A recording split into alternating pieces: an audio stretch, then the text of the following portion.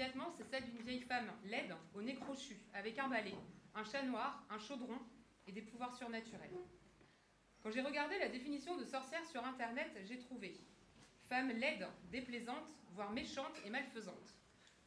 Personne à laquelle on attribue des pouvoirs surnaturels, et en particulier la faculté d'opérer des maléfices avec l'aide du diable ou de forces malfaisantes. Wikipédia parlait d'un être anthropomorphe, capable de jeter des sorts. Le terme de sorcière, féminin de sorcier, dérive du latin vulgaire sorciarus, le diseur de sorts.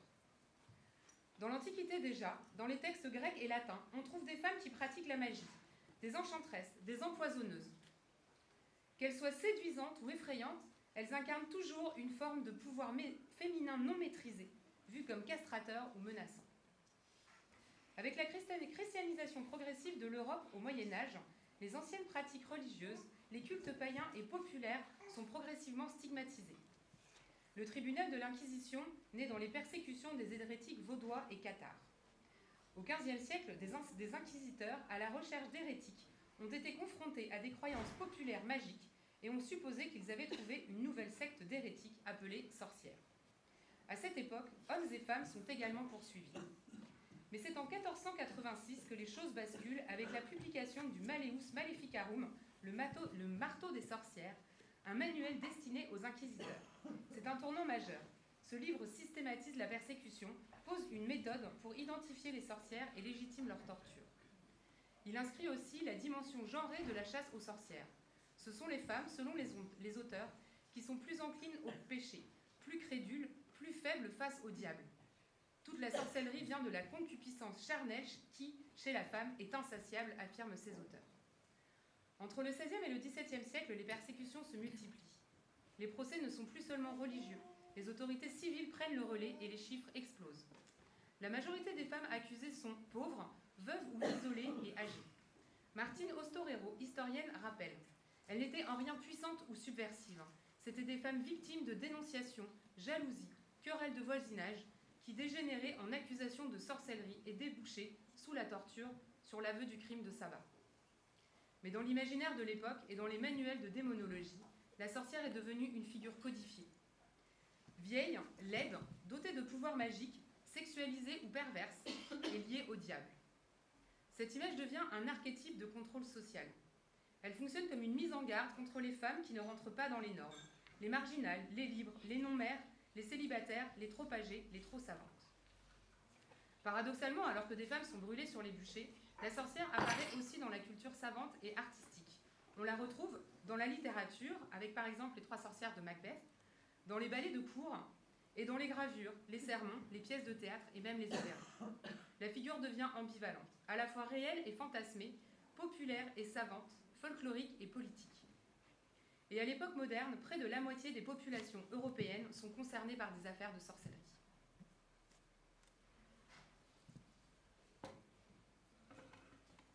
Je me sens sorcière quand je crie dans la forêt. Je sens la mousse. Je ramène du kombucha pour l'apéro. Quand je transforme la matière. Quand je fais pipi dehors. Quand je caresse mon chat. Quand j'ai mes règles. Quand j'ai des poils sous les bras. Quand je roule sur mon super vélo. Quand je cueille des plantes. Quand je dis la vérité. Quand je pleure toutes les larmes de mon corps. Quand je suis toute seule dans ma petite maison. Quand je chante avec vous. Quand j'écoute mes intuitions. Quand je parle aux vaches.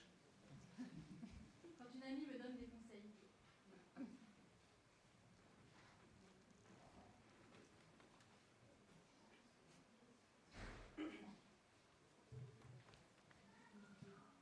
Le complexe de la sorcière serait ce soupçon permanent de soi, instillé aux femmes torturées ou aux femmes témoins de la torture d'autres femmes de leur famille ou de leur entourage.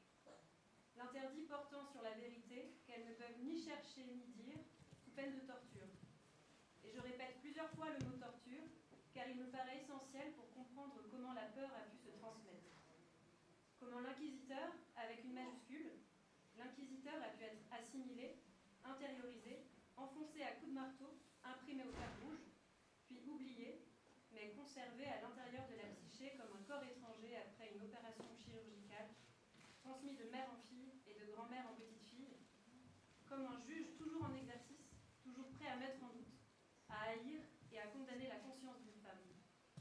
Quelle femme européenne n'a jamais entendu résonner la condamnation de l'inquisiteur, jamais perçu son murmure dubitatif et haineux? Aucune, je suppose.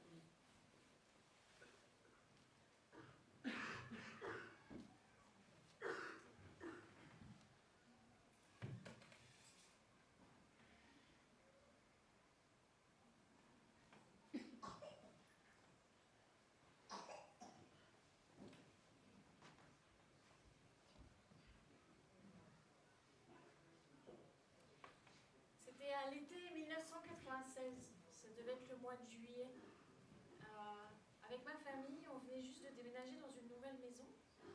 Et à peine les cartons défaits, on apprenait la mort de ma grand-tante, qui s'appelait Solange.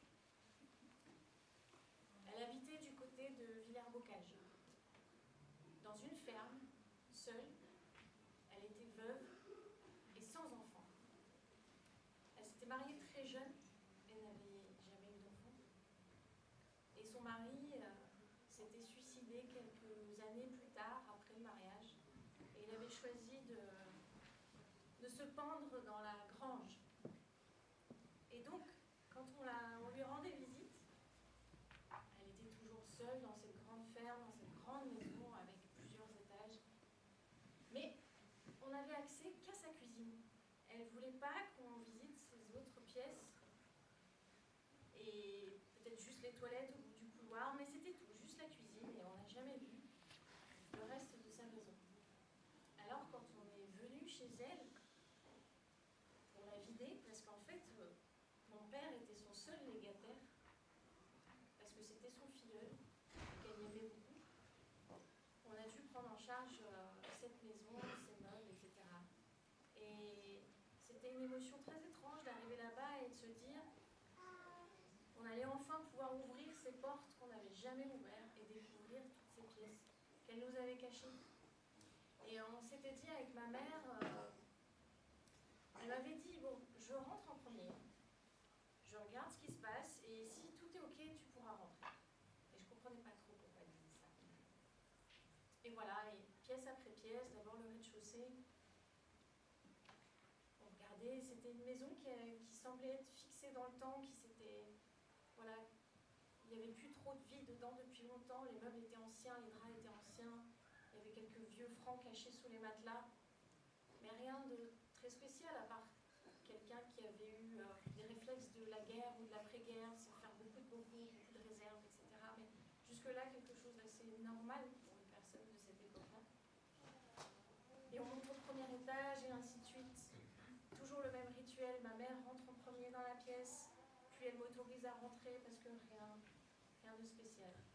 Jusqu'à ce qu'on arrive au dernier étage de cette maison, où la dernière pièce, c'était encore à explorer. Et finalement, comme dans l'agitation, on a perdu un peu le rituel de ma mère rentre en premier, et puis ensuite je suis rentrée dans cette pièce, toute seule, j'avais 10 ans. Et tout au long des fenêtres, il y avait du gros sel. Je me souviens très bien, il y avait des plantes séchées aux fenêtres.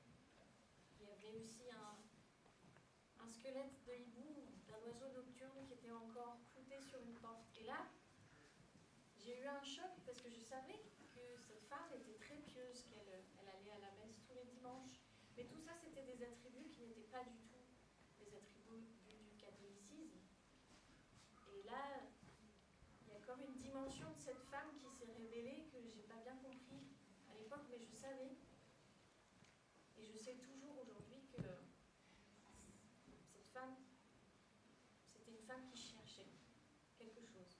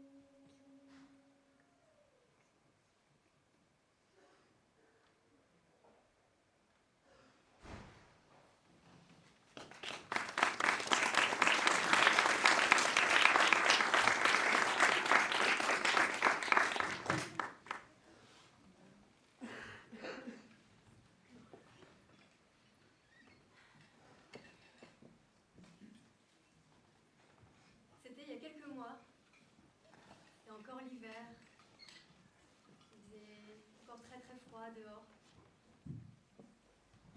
J'étais prête à aller me coucher, il devait être quelque chose comme minuit passé même.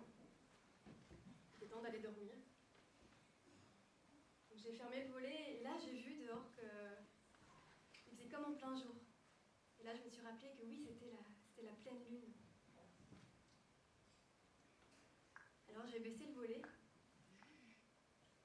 Mais soudainement, j'ai senti en fait que j'avais besoin de redescendre. J'ai senti que c'était le moment d'aller le rencontrer, d'aller le retrouver. Alors j'ai attrapé mon manteau, j'ai mis mes chaussures et je suis sortie de chez moi. Je me suis posée là face à la lune et j'ai pris le temps de ressentir, d'écouter. Et là j'ai vu ce petit ruisseau en contrebas, juste en bas du Val. Alors j'ai marché sur cette route. J'ai pris le temps d'écouter.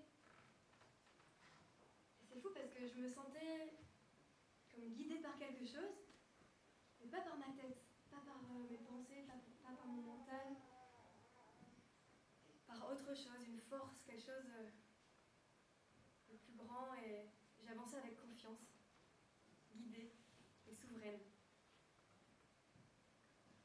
Alors ça y est, je me suis rapprochée, j'ai entendu le ruisseau, et là j'ai pris le temps de regarder tous les arbres. À un moment j'ai marché, et là j'ai trébuché. Je me suis dit, ah, je dois pas être loin. Et alors j'ai levé la tête et j'ai vu cette immense chêne recouvert de lierre. Donc je me suis rapprochée, j'ai posé ma tête contre son tronc, j'ai écouté. Puis j'ai continué un petit peu. Et là, comme une grande liane qui sortait du sol, est-ce que c'était celle-là? Je l'ai regardée. Et là j'ai sursauté parce que j'ai entendu un oiseau qui s'envolait. J'avais dû le surprendre dans son sommeil. Et en baissant la tête, c'est là que je l'ai vu. Là, posé devant moi, ce bâton à la fois argenté et sombre. Donc je l'ai attrapé, je l'ai posé contre mon cœur. Et là, j'ai ressenti plein d'émotions et j'ai senti que c'était le bon. Alors je l'ai tenu fermement et il était temps de rentrer. Alors j'ai grimpé sur le talus, je ne voulais pas repartir par le même chemin. Et là je me suis retrouvée à découvert, à vue, dans un immense champ, tout argenté, éclairé par la pleine lune. J'aurais pu avoir très peur parce que voilà, il y a un troupeau de vaches. Mais en fait je me sentais en sécurité et forte avec ce bâton. Alors j'ai avancé, confiance, et je suis rentrée chez moi. Je l'ai posé dans l'obscurité. Et là, ce soir, je ne peux pas vous dévoiler ce que j'ai fait avec ce bâton. Mais en tout cas, je peux vous dire que je suis heureuse de l'avoir rencontré.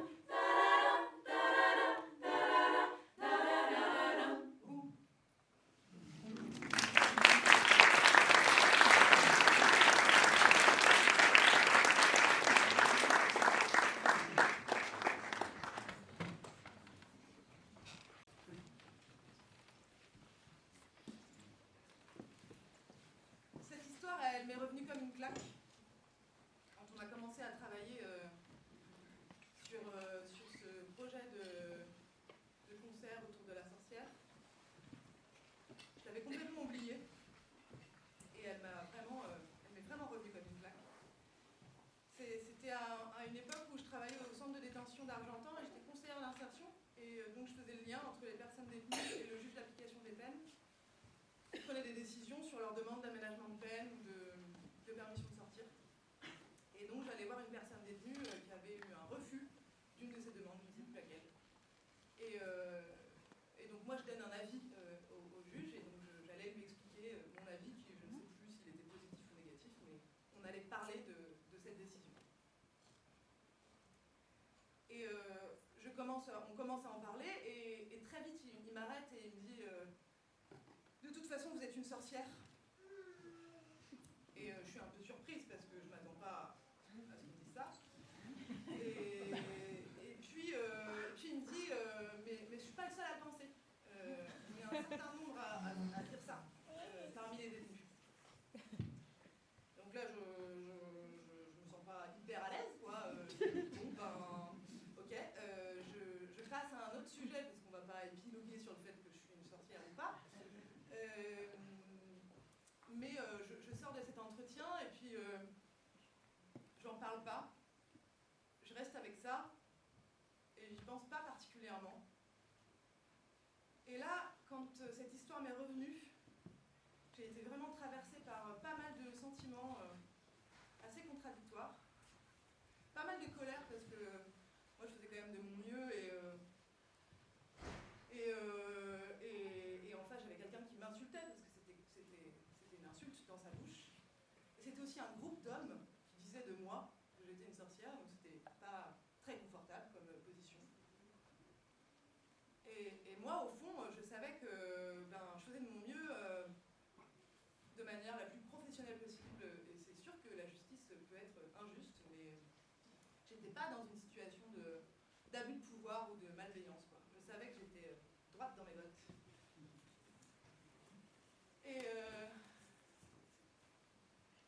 Et en fait, en y réfléchissant, je me suis dit, bon bah, en fait, il est énervé parce qu'il n'a pas envie que je sois sa pute, parce que je ne suis pas sa pute, parce qu'il voudrait que je sois sa pute, et je ne suis pas sa pute, et que je suis une femme puissante, et que ça me dérange. Petit lapsus.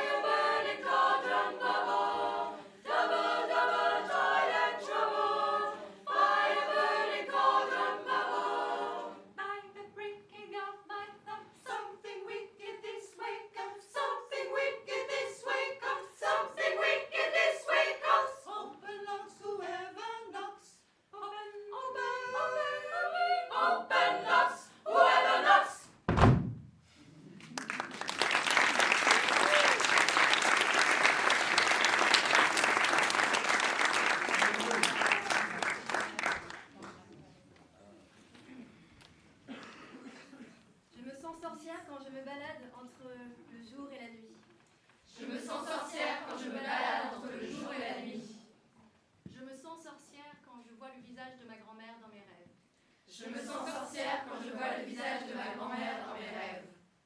Je me sens sorcière quand il arrive des malheurs aux gens qui m'ont fait du tort.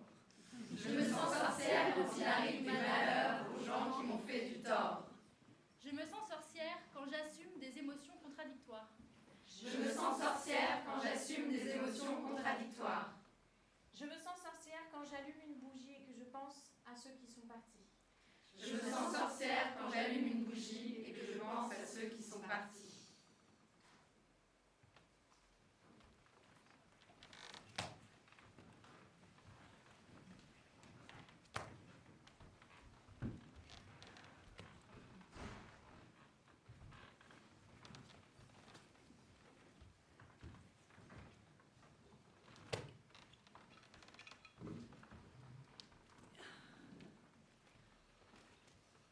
Quand j'avais 8 ans, j'avais une amie dont la mère était sorcière.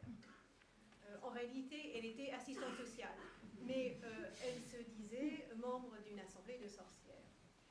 Et forcément, cela faisait assez peur aux enfants du quartier. Et cette amie, cette petite fille qui est devenue mon amie, n'avait pas beaucoup d'amis. Moi, elle m'intriguait, et sa mère m'intriguait. Et on avait aussi en commun, on avait toutes les deux une mère récemment divorcée qui élevait seule sa fille unique. Donc j'ai noué amitié avec cette petite fille qui a fini par m'inviter chez elle. J'étais très curieuse de voir une maison de sorcières. Donc j'ai fini par aller chez elle. Sa mère n'était pas là, donc la maison était vide. Ce qui est déjà provoque un sentiment étrange chez un enfant de 8 ans d'être dans une maison vide.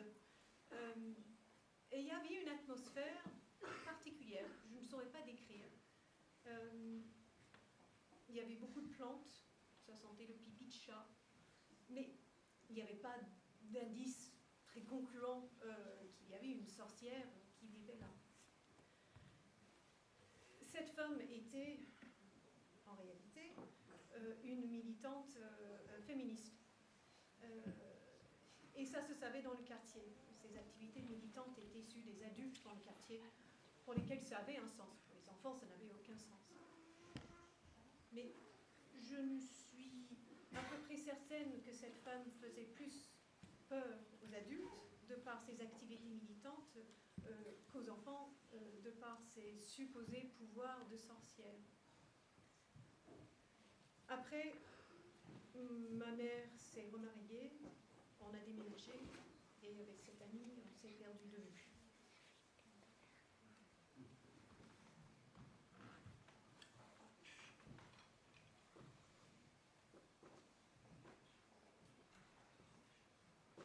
J'ai toujours eu beaucoup de colère en moi. C'est quelque chose qui brûle à l'intérieur. Et depuis toute petite,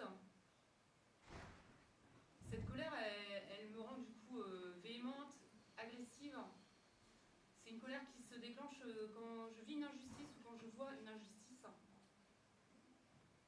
Et dans ma famille, on me dit que je suis rebelle. Et je suis rebelle à un tel point qu'aujourd'hui, j'ai une pathologie pas très grave, mais que mon médecin caractérise de rebelle. Et puis, il y a quelque temps, j'ai commencé à m'intéresser au féminisme, à lire des choses. Et paradoxalement, c'est dans le féminisme que j'ai trouvé une forme d'apaisement.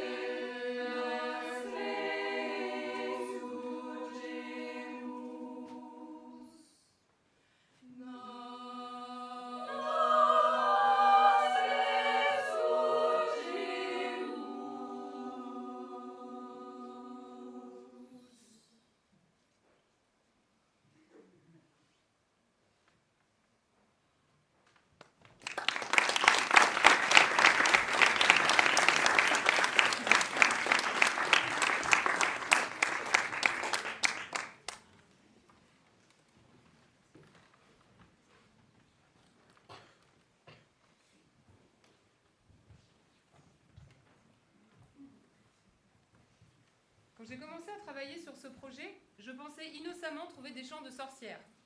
Il s'est avéré que la musique sorcière a disparu ou n'a tout simplement jamais existé. La figure de la sorcière ayant été totalement inventée par les pouvoirs de l'époque, comment est-elle devenue une icône féministe ? Dès la fin du XIXe siècle, dans la première vague féministe, les suffragettes américaines voient en la sorcière le symbole de la science réprimée par l'obscurantisme et l'Église. Dans les années 70, alors que des mouvements féministes s'organisent pour la deuxième vague, la sorcière devient une figure centrale de lutte. Elle se réincarne dans des slogans lors de manifestations, aujourd'hui encore utilisés dans le monde entier, pour exprimer une forme de radicalité féministe. Nous sommes les petites filles des sorcières que vous n'avez pas réussi à brûler. Tremate, les streghe son tornate. Ou traduit, ce qui rend trembler, les sorcières sont de retour. De manière ambivalente, les féministes s'approprient une figure inventée par leurs bourreaux et elles en font une figure d'empowerment, en puissancement. Elles réinterprètent les caractéristiques stigmatisées, la laideur, la vieillesse, la solitude, les savoirs occultes, comme des forces subversives, hors normes, libératrices. Il semble paradoxal aujourd'hui de se revendiquer de ces propos largement imaginaires pour construire un récit qui se veut performatif et rendant compte de la situation réelle des femmes poursuivies pour sorcellerie. C'est au XIXe siècle que Jules Michelet, dans son essai « La sorcière », la décrit non pas comme un monstre, mais comme une femme persécutée. De vieille, laide et méchante, elle devient bienfaisante, victime et puissante. À partir des années 50, un mouvement spirituel émerge dans les pays anglo-saxons, la Wicca. Inspirée des anciennes religions païennes, cette spiritualité valorise la nature, les rites, les cycles, les divinités féminines et propose une lecture alternative du monde en dehors des dogmes religieux dominants. Les adeptes de cette religion se nomment sorcières et sorciers. Une branche féministe de ce mouvement lycée-pratique a une démarche militante et antinucléaire. Ce sera l'émergence de l'écoféminisme spirituel, avec des rituels collectifs, des cercles de parole, des danses, des actions politiques symboliques, comme les manifestations rituelles menées par des collectifs dans les années 70 et encore aujourd'hui. La sorcière est réapparue aussi sous une forme sympathique dans la culture populaire par le biais de séries américaines, comme avec par exemple Ma sorcière bien-aimée. Dans l'éditorial du premier numéro de la revue française Sorcière, paru entre 1975 et 1982, ça s'appelle même d'ailleurs Sorcière, les femmes vivent, Xavier Gauthier dit que, en réalité, elles dansent, elles rampent, elles volent, elles nagent dans toutes les eaux, elles se lovent, elles se tordent, elles sautent, elles s'accroupissent, elles bondissent. Si les sorcières s'envolent, c'est qu'elles sont légères, c'est qu'elles ne se soumettent à aucune loi, pas davantage à celle de la pesanteur.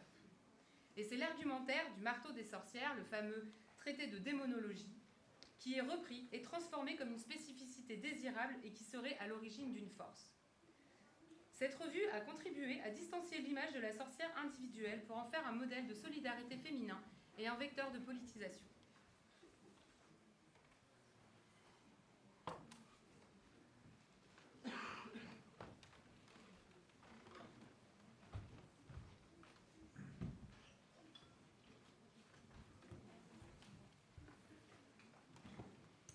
Un jour, je me rends à un événement militant. Un événement militant dont l'objet était de se rencontrer et de discuter d'une lutte contre un projet de route qui allait détruire quelques hectares de forêt. Je me rends là-bas sans trop savoir à quoi m'attendre. Et quand j'arrive, il y a un grand espace très dégagé avec beaucoup de monde. Des personnes qui discutent, des personnes qui rient. Je me souviens de beaucoup de couleurs. Il y avait des tentes, il y avait des chapiteaux. C'était très verdoyant. Et autour de nous, il y avait cette forêt qui était là. Un peu sombre et silencieuse, qui faisait pas de bruit, mais qui nous rappelait qu'on était là pour quelque chose quand même. Et donc à un moment, dans l'après-midi, on se rassemble. On se rassemble et on nous dit qu'il y a des convois qui vont se former et qui vont aller traverser la forêt avec des missions différentes. Certains vont aller creuser des mares, certains vont aller poser des nichoirs. Je suis un des convois et j'avance. On discute et on rentre dans la forêt. Et plus on avance, plus je me rends compte qu'on parle de moins en moins, qu'on se tait, parce qu'en fait la forêt, c'est pas un bloc silencieux, c'est très vivant et on s'en rend compte une fois à l'intérieur. Il y a toute cette vie, tout ce bruit, ces oiseaux autour de nous. Et donc je marche et là je suis traversée vraiment d'abord par une tristesse de me dire mais tout ça va disparaître avec ce projet. Et immédiatement après, il y a de la colère qui vient parce que je me dis mais qu'est-ce qu'on fout quoi ? Pourquoi on casse ça quoi ? Et donc on avance, je médite un peu là-dessus. Et à un moment on s'arrête puisque mon convoi était celui qui était là pour lutter contre les tronçonneuses. Donc pour lutter contre les tronçonneuses, la technique était de planter des clous dans les arbres à hauteur d'homme pour que quand les tronçonneuses arrivent, eh bien elles s'abîment, elles se cassent. Et vraiment j'ai trouvé ça très, très fort comme image de devoir planter des clous dans l'écorce, dans la chair quoi, des arbres pour protéger la forêt. Quand je suis partie de cet événement, que je me suis retrouvée dans ma voiture à rentrer chez moi pour reprendre ma petite vie. J'étais plus avec tous ces humains et toute cette forêt autour de moi, mais j'ai gardé vraiment ces émotions, ça m'a bien remuée et je suis partie avec une nouvelle détermination.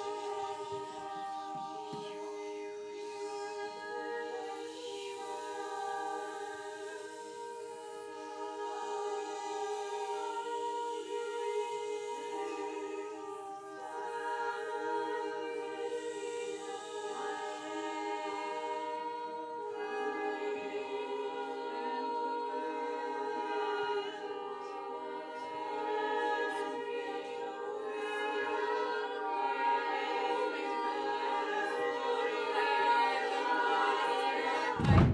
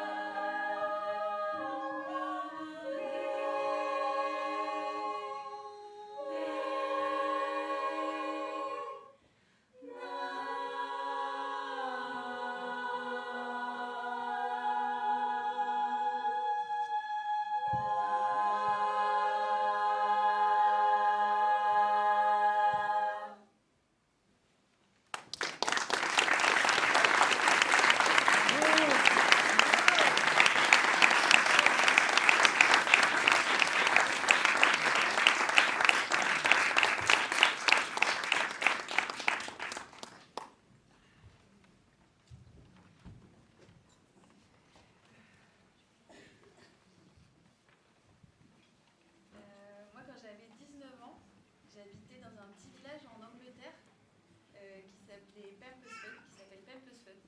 Et j'habitais avec George, Ned, Travis et Jen, mon amie Jen.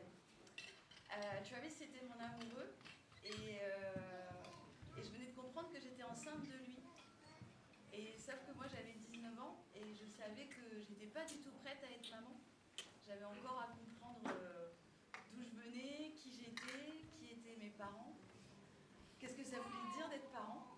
Donc je savais que je souhaitais pas que cette petite vie elle grandisse en moi. Et j'en ai parlé à Jen. Jen, elle a grandi à Chicago, elle est blonde, elle est pas beaucoup plus grande que moi, elle a une pêche incroyable. Et je lui ai dit, je vais devoir avorter parce que je peux pas être maman là maintenant. Et Jen, elle m'avait appris déjà plein de trucs sur les pierres semi-précieuses, l'agriculture bio, l'importance de passer du temps dehors. Et là, elle m'emmène dans l'arrière-cuisine et elle sort plein de plantes en fait qu'elle avait ramenées, qu'elle avait fait sécher. Et elle sort de sacs en papier. Il y avait Black Cohosh, il y avait Pennyroyal Mint, il y avait Podiarco. Et en fait, elle m'a fait un mélange. Elle m'a fait une infusion, une décoction. Elle m'a dit, il faut que tu en boives plein, toute la journée, et que tu demandes à ton corps de lâcher. Et donc, elle m'a fait cette tisane dans une théière en fonte, là. Elle m'a dit, il faut que tu en boives 2, 3, 4 litres par jour. Et donc, j'allais dans le fond du jardin, et j'emmenais ma théière, j'emmenais ma petite tasse, et je grimpais dans un pommier qui était au fond du jardin. Et je buvais ma tisane, qui était très amère, un peu astringente, et j'en buvais plein. Et je demandais à mon corps, et je demandais à être en paix avec ce choix. Et je demandais aux plantes de m'aider à aller dans le sens que moi j'avais choisi. Et c'est comme ça que j'ai appris à faire confiance à la puissance des plantes.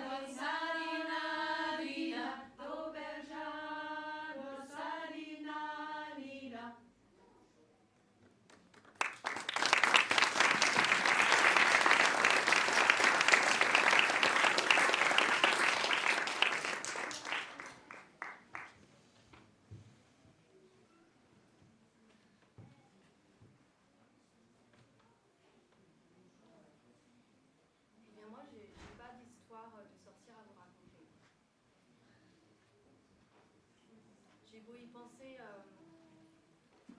j'ai grandi dans une culture où on n'a pas cette figure dans nos vies, dans nos discussions. Et j'essaie vraiment de regarder où est-ce que je peux trouver des liens, et il y a plein de choses qui me reviennent. J'ai habité 5 ans à Hong Kong. Et lorsque je pense à une sorcière, je pense aux plantes. Je pense à une figure féminine. il y a effectivement des plantes, tout comme rue. Je repense aux odeurs des pharmacies chinoises qu'on a vraiment partout, très accessibles. Et parce que je vous le dis là, j'y repense. C'est présent dans notre quotidien. Et je pense aussi à cette figure de sorcière. On la regarde de loin, on n'ose pas trop aller lui parler. On dit des choses sur elle. Ben, nous, on a des figures comme ça en Asie. Mais je ne sais pas pourquoi j'ai pas tellement envie d'en parler. J'ai grandi dans un monde en France où tout est très cartésien. Où dès lors qu'on évoque des histoires moins terre à terre, les gens peuvent nous regarder bizarrement. Ayant déménagé beaucoup, j'ai vu plein de choses. Avec ma famille, on a traversé des moments où, peut-être que vous connaissez ça, on a consulté des médiums, et c'est très courant. Les gens, entre midi et deux, vont au temple pour parler aux oracles. Les gens, pour faire en sorte que leur entreprise fonctionne, vont parler aux oracles. Hong Kong a été construit sur cette base. Peut-être certains ou certaines d'entre vous connaissent, c'est le Feng Shui. Et on a ça aussi. Et la sorcière, elle revêt tout ça. Et c'est des gens qu'on regarde de loin. Et c'est des gens qu'on consulte au quotidien. Et sans vous en dire plus, je pense que je n'ai pas d'histoire à vous raconter parce que ça fait que peu de temps, quelques années que j'habite en Normandie et même si je commence à comprendre qu'il y a des choses qui se passent sur le territoire depuis un bail et la sorcière est là, dans les histoires, dans les livres, que je n'ai pas d'histoire à vous raconter parce que je souhaite protéger ma culture et ma famille.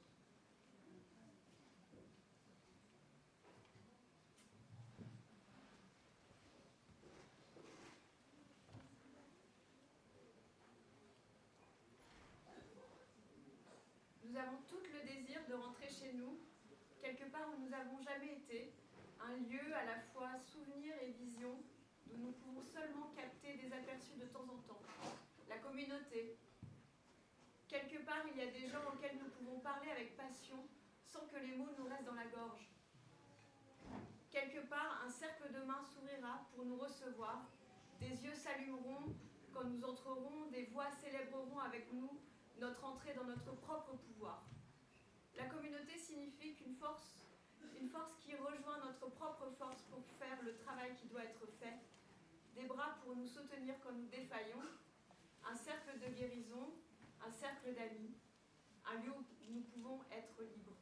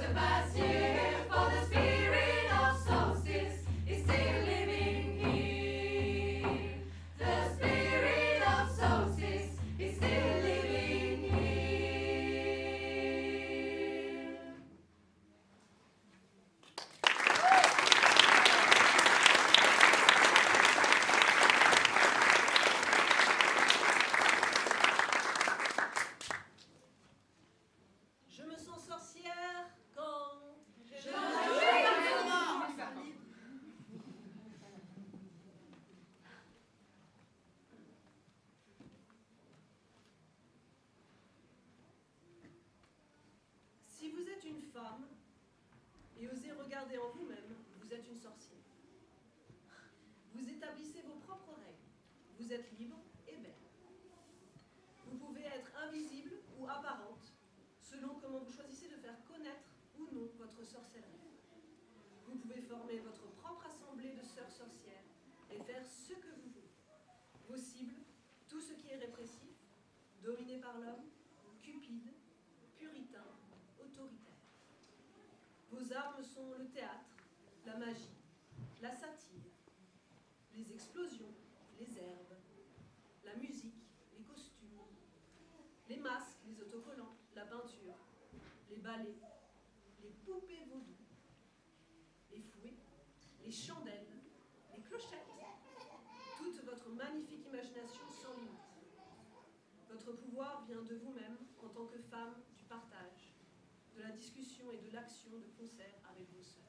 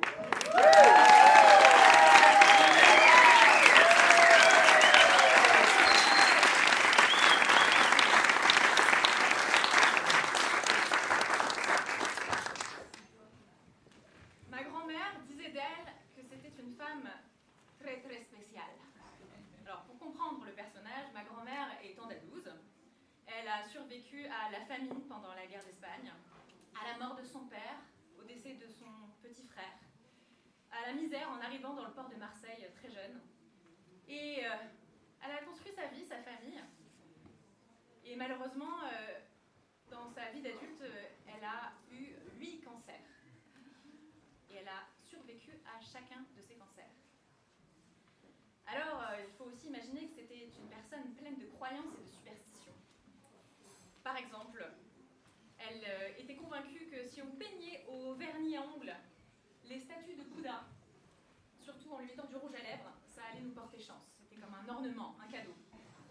Elle peignait des poules et des poissons, parce que ça porte bonheur. Et elle m'avait expliqué que mon premier amoureux n'était vraiment pas le bon, parce que le marc de café turc l'avait dit. J'étais très complice avec ma grand-mère. Et elle croyait que, comme elle, j'avais cette sensibilité qui faisait de nous des personnes un peu mystiques. Et j'ai vraiment grandi en croyant que je partageais sa sensibilité. Elle me disait que chacun de ces cancers était une façon pour elle de protéger sa famille. Par exemple, quand mon grand-père a l'Alzheimer, elle a déclaré un 6e cancer, je crois. Et elle m'a dit, mais en fait, comme ça, ton grand-père ne souffre pas trop longtemps. Et c'est moi qui vais souffrir à sa place. Elle était vraiment convaincue que c'était à elle de porter la souffrance de ses proches. Et qu'elle, au moins, elle transcendait la maladie. Et elle nous l'a prouvé à 8 reprises. C'est quand même phénoménal. Et puis j'ai grandi. Et je me suis rendu compte que ce don d'empathie, pour laquelle elle était reconnue par toutes ses amies qui venaient la consulter, ce don de prendre soin, eh bien, il y avait beaucoup d'autres femmes qui avaient partagé, que c'était même une partie prenante de l'éducation des femmes, et que peut-être nous n'étions pas si spéciales. Un jour, il y a de cela 3 ans, je crois, le médecin généraliste m'a appelée en me demandant si j'avais fait des tests pour détecter le syndrome de Lynch. C'est une malformation génétique qui procure des cancers en série. Alors bien sûr, il y a une part de magie qui est partie en grandissant. Mais ce que je peux vous dire, c'est que ma grand-mère n'est pas décédée d'un cancer.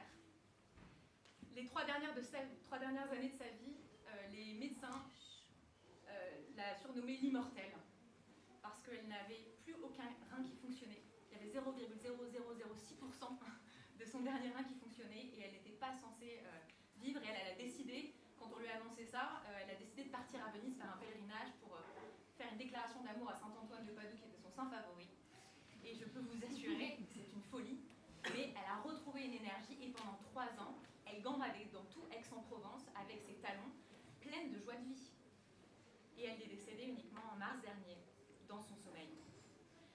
Alors je ne sais pas si vous croyez, un peu comme la petite fille que je suis encore, que cette femme avait des pouvoirs magiques.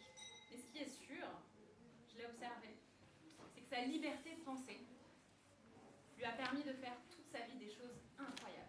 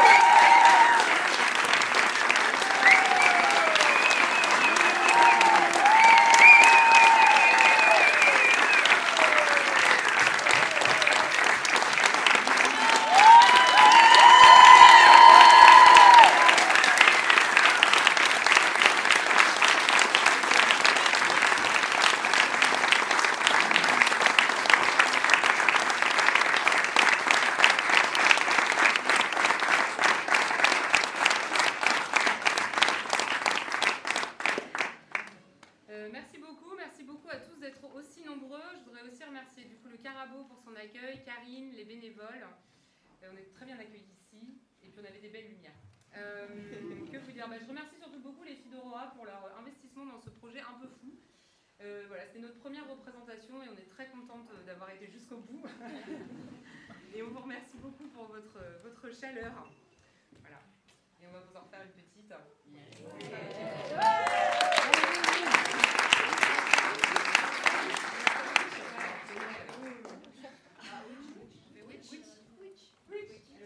Which one?